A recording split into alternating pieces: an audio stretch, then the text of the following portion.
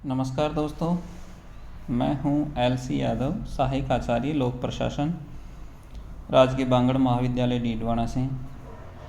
आज के इस वीडियो में हम बीए पाठ प्रथम के द्वितीय प्रश्न पत्र भारत में लोक प्रशासन या बोल सकते हैं पब्लिक एडमिनिस्ट्रेशन इन इंडिया के सिलेबस के बारे में चर्चा करने वाले हैं। जैसे प्रथम प्रश्न पत्र में आपने देखा हो, उसी प्रकार ये प्रश्न पत्र भी 3 इकाइयों से हैं। पूरा प्रश्न पत्र 100 अंकों का होगा, समय अवधि 3 घंटे की होगी और 3 इकाइयाँ इसमें ए, बी और सी होगी। ए इकाई में 10 प्रश्न होंगे, जो तीनों ए, बी, सी इकाई है उन तीनों में से आएंगे और 2 अंक का एक प्रश्न होगा। तो इस प्रकार प्रथम इकाई में 10 प्रश्न आएंगे 2-2 अंकों के। इस प्रकार 20 अंक का पहली इकाई होगी और ये सिलेबस की जो तीनों यूनिट हैं उनमें से क्वेश्चन आएंगे। इसके बाद में भाग बी है, उसमें कुल प्रश्न 5 आएंगे, प्रत्येक प्रश्न 4 अंक का होगा और तीनों यूनिट ए, बी और सी जो यूनिट हैं, इन तीनों यूनिट में से ये क्वेश्चन आने वाले हैं। तीसरी इकाई है, उसमें 6 प्रश्न आएंगे, जो 6 प्रश्न तीनों यूनिट में से होंगे। ए, बी, सी जो अपन आगे वाली जो स्लाइड है उनमें देखेंगे कि 3 यूनिट कौन कौन सी है। उन तीनों यूनिटों में से क्वेश्चन होंगे 6 और प्रत्येक प्रश्न 20 अंक का होगा। उनमें से आपको 6 प्रश्नों में से 3 प्रश्न करने होंगे और ये 3 प्रश्न प्रत्येक इकाई में से लेने होंगे एक प्रश्न और प्रत्येक प्रश्न 20 अंकों का होगा। इस प्रकार तीसरी इकाई है, सी यूनिट है, वो 60 नंबरों की हो जाएगी, बी यूनिट है वो 20 नंबर की और ए यूनिट है वो भी 20 नंबर की। और इस प्रकार आपके 100 नंबर का पेपर होगा जो 3 घंटे में करना होगा। अब हम देखते हैं कि 3 यूनिट आपके इस सिलेबस में है। 3 यूनिट में क्या क्या है।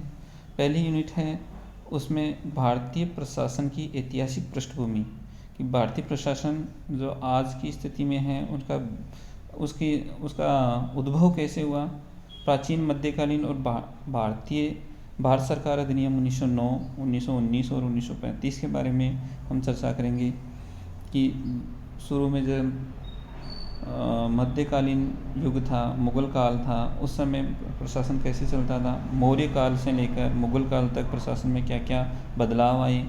इसके बाद में ब्रिटिश काल आया, तो ब्रिटिश काल में भारत सरकार अधिनियम आया 1909 का, जिसे मार्लोमेंटो अधिनियम भी कहते हैं। 1919 मॉन्टेग्यू चेम्सफोर्ड अधिनियम 1919, भारत शासन अधिनियम 1935, इनके बारे में हम चर्चा करेंगे। इसके बाद में आता है ब्रिटिश शासन की विरासत। हम ब्रिटिश शासन जो आया उससे हमें क्या क्या प्राप्त हुआ, ऐसे हमने संसदीय व्यवस्था अपनाई और अध्यक्षात्मक व्यवस्था को त्यागा, तो इसमें क्या क्या विरासत हमें मिली, प्रशासन में हमें क्या क्या जो ब्रिटिश शासन था उसी से हमने सीख लिया, उसके बारे में अध्ययन करेंगे। स्वतंत्रता के पश्चात भारतीय प्रशासन की क्या प्रमुख विशेषताएं रही। आपको पता है कि भारतीय संविधान 15-20 देशों के संविधान से एक तरह से अध्ययन करके उसके बाद में तैयार किया गया है, तो उसमें कौन सी विशेषताएं कहाँ से ली गई है, इसके बारे में हम देखेंगे।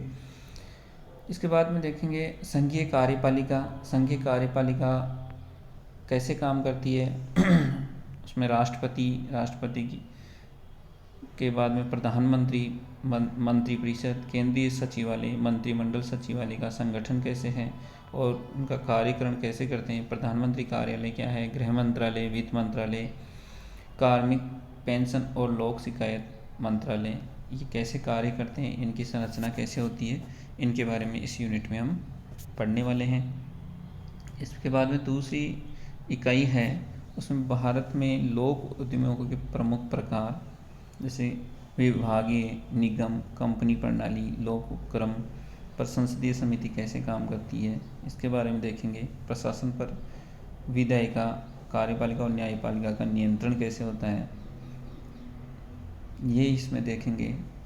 वित्तीय प्रशासन, बजट कैसे बनाया जाता है, बजट बनाकर उसको इम्प्लीमेंट कैसे किया जाता है, इसके बारे में हम वित्तीय प्रशासन में देखेंगे। और बजट निर्माण, संसद में अनुमोदन कैसे होता है, इसका क्रियान्वयन कैसे होता है। CAG जो है भारत का नियंत्रण और महालेखा परीक्षक वो कैसे ऑडिट करता है, इसके बारे में हम इस इकाई में देखेंगे।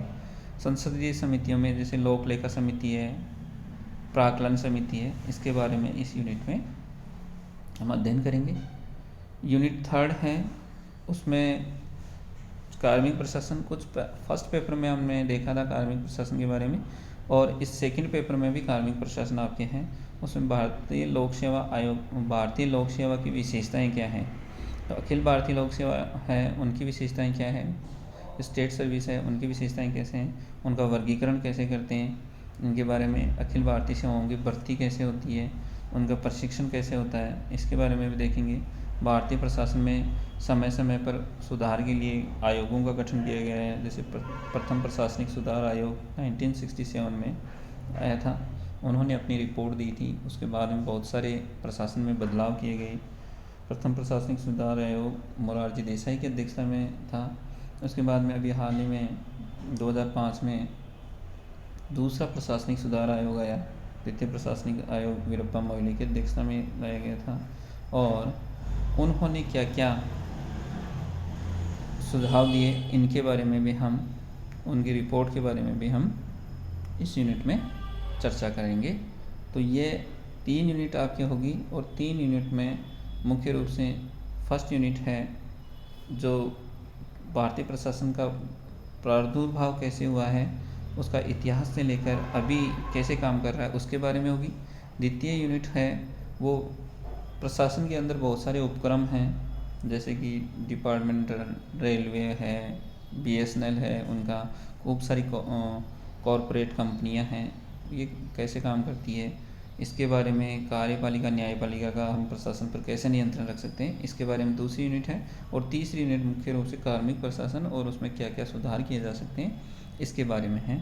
तो ये तीनों यूनिट आपकी होगी, और इन तीनों यूनिट को हम स्टेप बाय स्टेप पढ़ेंगे। Thank you so much.